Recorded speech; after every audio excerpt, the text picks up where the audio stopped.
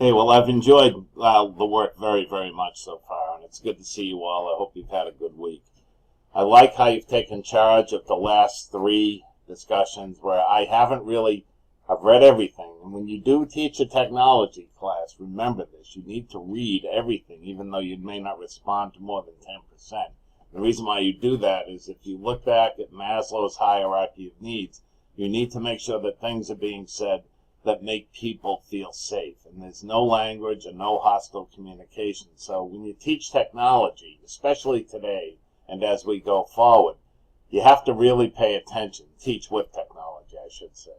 Because when I started back in 1997 is really when I taught my first tech class. It really was a cut and paste and leave it there kind of thing. Not anymore. So if you don't see me responding, please know that I'm still reading. And the reason for that is I appreciate the free-flowing communication among all of you. What I would like to tell you is it's very obvious to me that you are talking about this class outside of the classroom, and that's really good. And when instructors come up to me and say that they hear you talking about it, which has happened in the last couple of days on campus, that makes me feel really good too. So it makes me realize that real learning is taking place here. Very good comments this past week, one of which was, don't use technology just for the sake of using it. I couldn't agree more. Technology is not meant to replace teaching. It's meant to enhance it. Now, in the course of this class, let's do some meta teaching, as I call it, which is thinking about our teaching.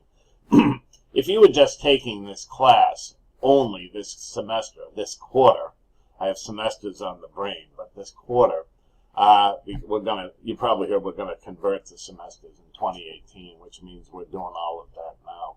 But if you were going to taking just this class this quarter, I would be teaching this very differently. In fact, I'd probably have a couple of on-campus classes just to make sure you were getting this stuff. But having the program you have in front of you now, where you're in fall quarter, your on-campus teaching is going on very well, but also your duties at site, etc. This class wraps around everything that you're doing.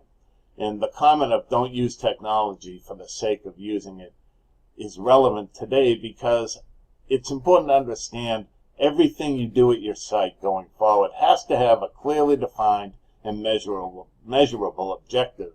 And the modalities that we use in our teaching also have to make sense. Now, I'm glad to see as we get into the content-specific areas here in last week, this week, and next week especially, even if that's not your area of focus, you're able to take some of the tips and tools that we're offering here and apply it to your real-life classroom. So something in math can relate to something in social studies, etc. Use it now and try it in a safe environment and see what you can use and what you can use going forward. Also use it to create your teaching portfolio for when you are going for jobs in the next 3 to 4 months is when you'll be thinking about that. So that's all I have to say about this. Posts are due Monday, November 9th, Thursday, November 12th for everything. And we're talking about social studies. I hope you find it beneficial and worthwhile. I've been very pleased with what I've read so far. And again, you know where I work. You can reach out to me if you want. All work submitted after Sunday of this week at 12 noon Pacific will be graded by Monday of next week by 9 a.m. and will be graded and recorded in the grade book. Scratching my head. Anyway, have a good week, and we'll see you again. Thanks.